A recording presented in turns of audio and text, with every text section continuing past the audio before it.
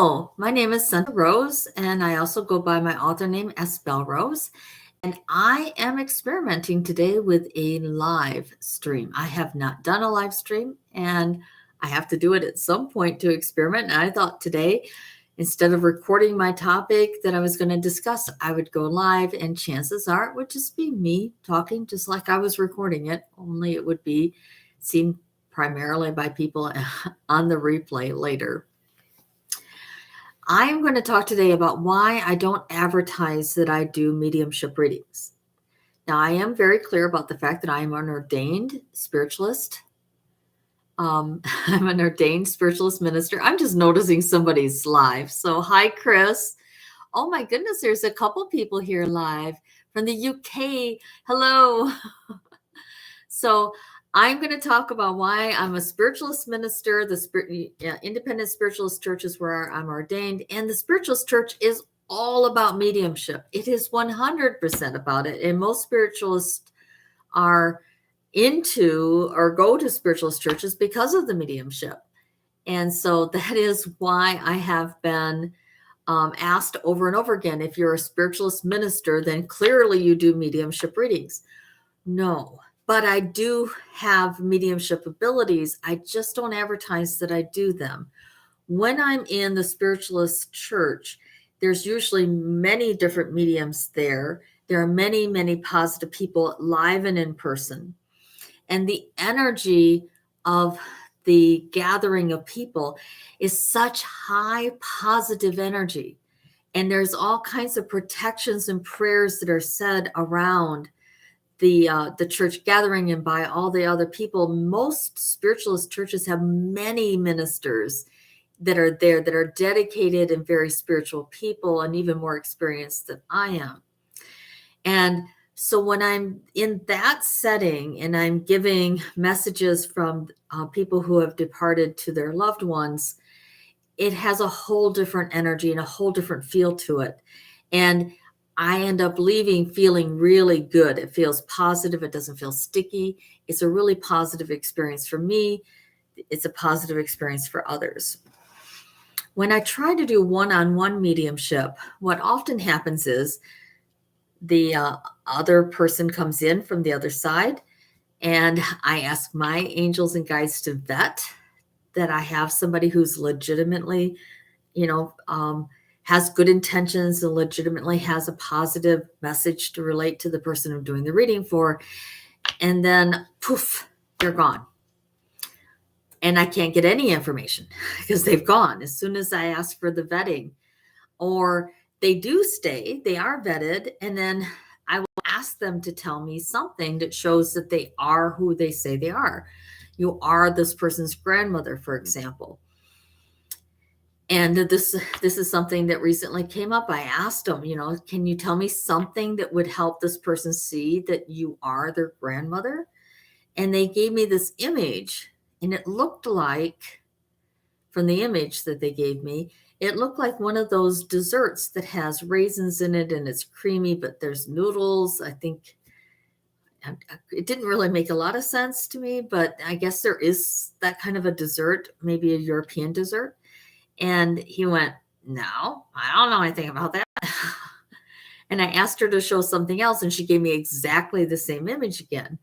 And then I got the message, you're misinterpreting the image. And so I tried to describe the image, and he's like, no, doesn't make any sense to me. And I said, you know what? We're going to set that aside. There's no clear message from them anyway, but we can't even verify them. And I did a regular psychic reading with that person, which is what they asked for to begin with.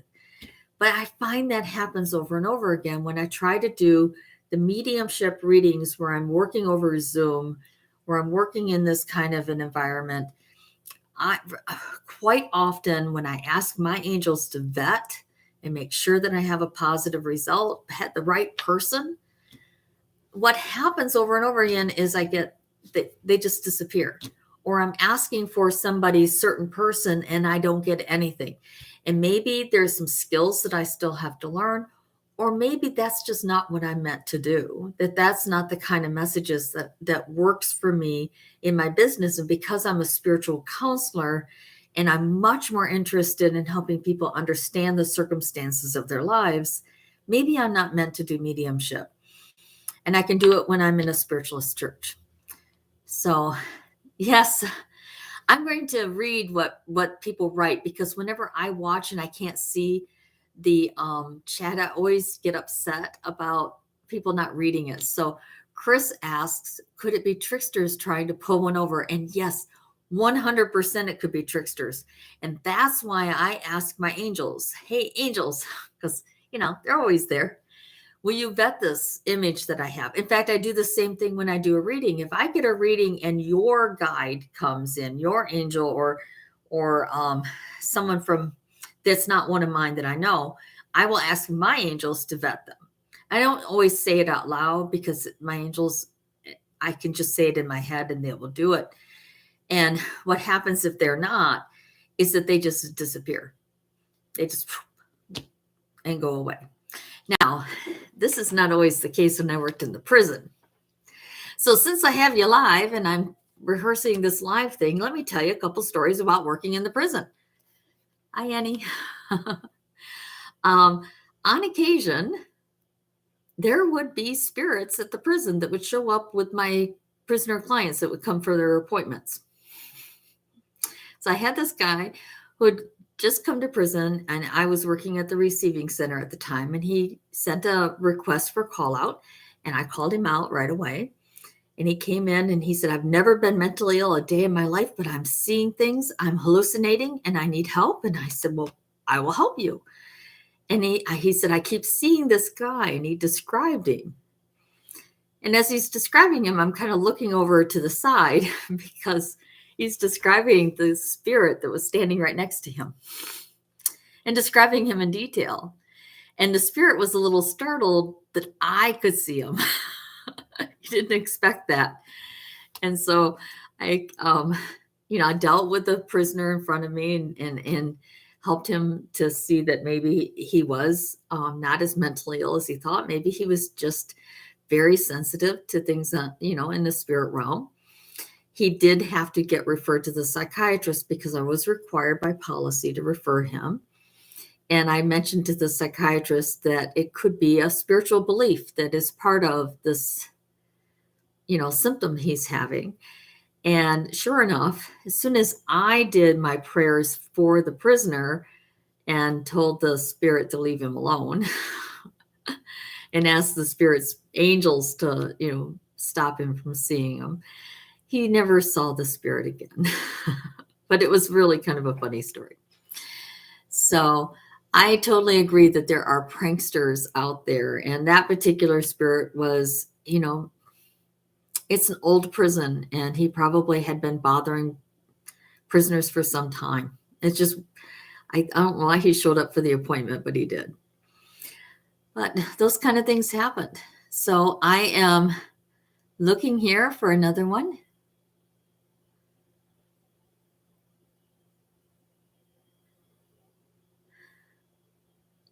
That's an interesting idea, Chris. I'm going to read what you wrote. I was under the impression that the majority, if not all mediums, were like a beacon of light to the other side.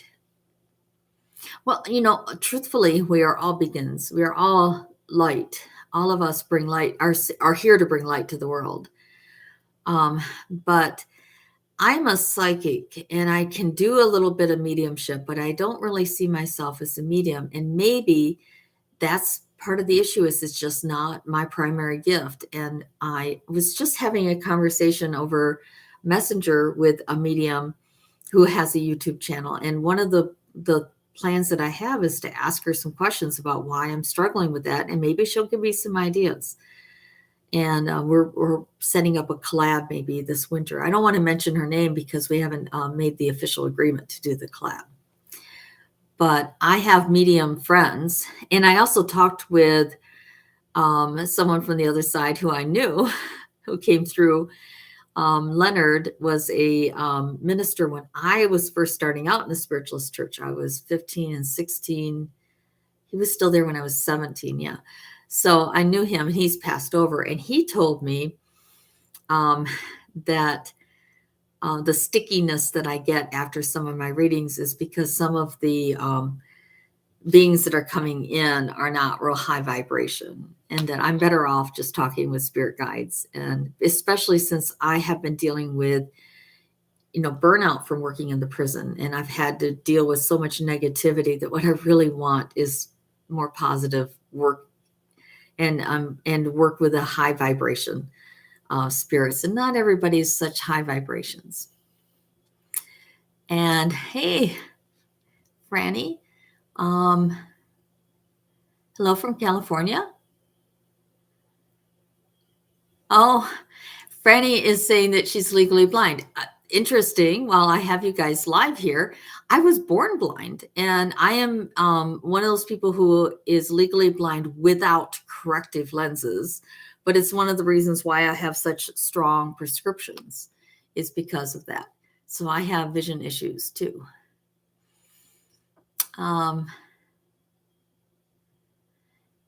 No, there's a discussion about having energetic scars. The truth is that we often have debris in our auras that need to be cleared, but the only way to clear them is to first clear your grounding. And I teach people how to clear grounding, and I'm coming up with a script so that I can create a guided visualization of clearing your grounding. So that's in the works for me to put up on my channel. So the feeling that you have a scar is probably debris in your aura and stuff that isn't clearing out because you're grounding. And by the way, grounding isn't just going outside and walking on the grass. It means clearing how the hygiene system of your aura works by clearing out the energy from the bottom of your aura down to the earth. Yes, Reiki does help clear up, and Reiki is very helpful, but energy healing that I do is in the same category. I've had Reiki training, so I think I'm considered level 1 Reiki. Yeah, I've got the level 1. I might have level 2. I just don't advertise that I do Reiki because I would rather teach people how to heal and clear their own energy. But I can remove things from people's auras and their grounding with the help of the angels. I always ask angel help because I think that they know more than I do, and I really want to trust them. So yeah, that's cool. It is so wonderful to see how many people are here. And I managed to do a live. 25 of you showed up. That's wonderful. I have a few more minutes if somebody else has a question. Tell you what, while I'm waiting, how about I shuffle some cards and see if I can pull something that might be an inspiration for people. I love this deck of cards. This is by Teal Swan, and Teal is the creator of the artwork on my wall behind me. And this is her frequency deck. And it's a really thick deck. Yeah, the kind of questions that I was looking for was if there was any spiritual related questions or questions about the kind of work that I do. Not personal reading questions. I wasn't prepared to do that today. I'm going to work up to that. Hello? Hello, Australia. Isn't it amazing that we can all be here at once from all over the world? When I was in college, the computer was a building on campus. My grandparents still had one of those switchboards in their garage or their barn because they had run the switchboard when they were younger. I think it's just so cool how much technology has changed. Now, when I do readings, I am checking for heat over the cards. And so because this deck is so really, really thick, it's easier for me to section it out and feel which one has the hot card. It happened to be the third pile that had the hot card. And so I'm going to figure out which card in the third one is hot. And what I've asked for is just some inspiration from spirit that would be beneficial overall to the people who are present in the chat. Like kind of a general group reading.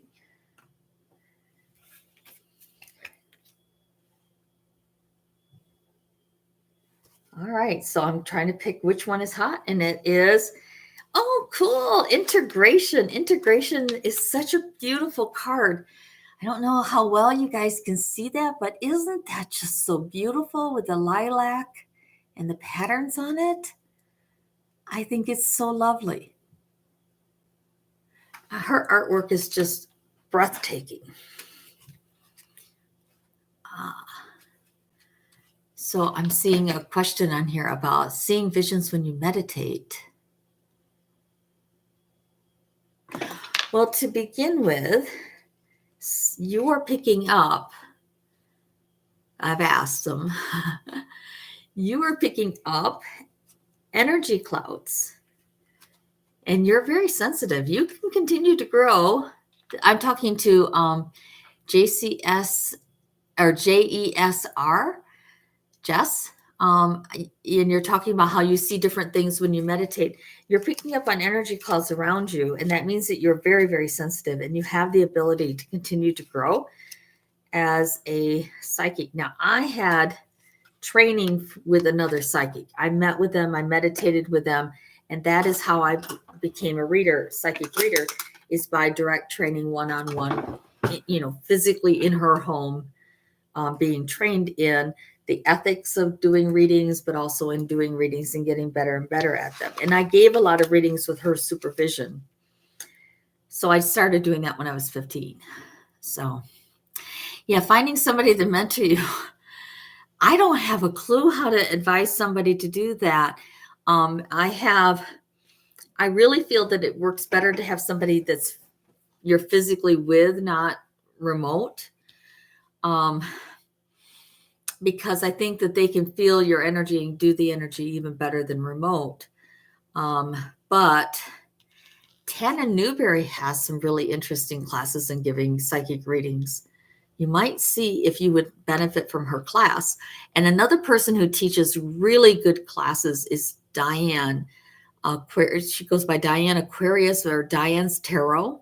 That's her. I think Diane's Tarot is her current YouTube channel. You can get a membership with her, and she teaches wonderful, wonderful classes. I have taken a couple of them. I really like them.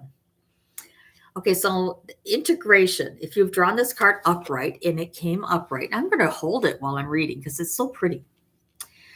You are currently struggling to bring external things together and to make them one, and it isn't working out so well. This card suggests that in order to bring these separate things together, you need to seek out and find the parts of you that contradict each other. Most of us are walking contradictions. You may find that there is a war within you between how you feel and how you want to feel, what you believe and what you want to believe. Discern which aspects of you is truer for you. Stop hiding your actual truths with what you want to have be true. Once you are working with what is actually true for you, you'll be able to find out whether or not things fit together. And if so, how things fit together to become one. Oh, that's interesting. Since I do inner parts work is about the part of you that feels one way and the part of you that feels the other. A part of you that's angry about something and a part of you that likes something. The part of you that criticizes you and the part of you that feels hurt when people criticize you. And a lot of what inner parts work is about is bringing the higher, wiser you, your soul essence, your divinity down into your physicality and have a relationship between you and your inner aspects, your self-defense mechanisms that have been created in this incarnation so that you can heal. You can heal your inner child. You can heal your inner critic.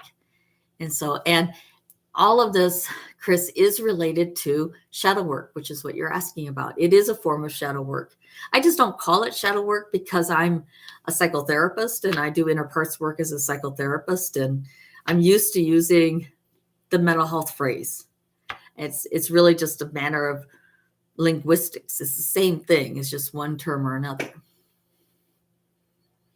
Yeah, and inner parts work is about going inside and having a relationship with the self-defense mechanisms inside of you or your inner child. It's talking to them and feeling their answer, sensing their answer, and having some communication with them.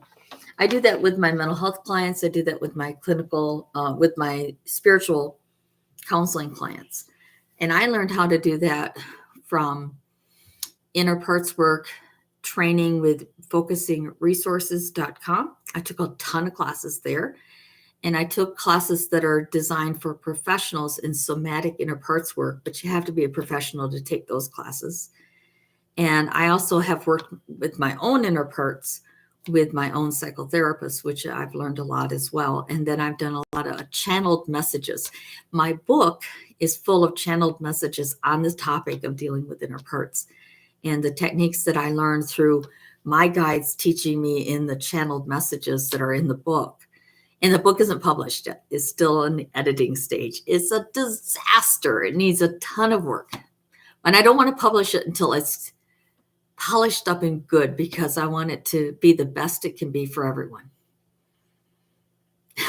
Well, Chris, I have some appointments that you can schedule to do spiritual counseling with me. And you're welcome to take a look at my website. You mean the information about focusingresources.com? I think that's in my description box on all of my channels. Focusingresources.com is where I started learning about inner parts work, and the classes are available to the general public there. So I highly recommend them. I absolutely love Anne, who's the owner of that company. She has such positive intentions for people. She's great to work with. And she has people teaching her beginning classes that she has taught. So some of the classes she doesn't teach. My website is bloominglifeguide.com. And it is in the description box of all of my videos. And also on my channel, if you look at the banner, it has a place to click to get information about appointments on the banner too. So, and I have appointments for Zoom sessions in December available. November, I think, might have 1 or 2 openings as well. I think the rest of this month is filled. So I would love to work with you, Chris. That would be wonderful. I love doing spiritual counseling. It is such a rewarding experience for me. And it's something that every chance I get to do it, it makes me smile. It's just so wonderful. So it's been great. We've had 36 people here, and I didn't expect even one, because this is my first live, and I was just going to experiment with it. So it's kind of cool that you guys are here and helping me out. And I think what I'm going to do is going to draw this to a close.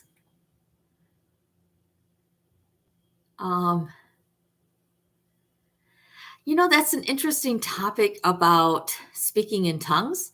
And I think what I'm going to do is I'm going to do some meditation on that and come up with what are some messages that I can say. I used to be Pentecostal, so I used to speak in tongues.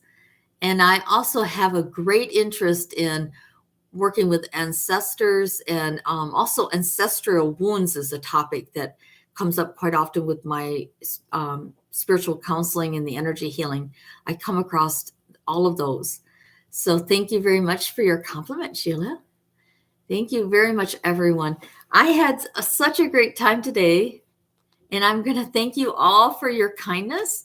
And I'm going to end the stream, but I am going to do this again. It was so much fun. I'm going to try to do it when I don't have a client here and there. And so it was great today. So God bless you all, and have a blooming day. Bye-bye.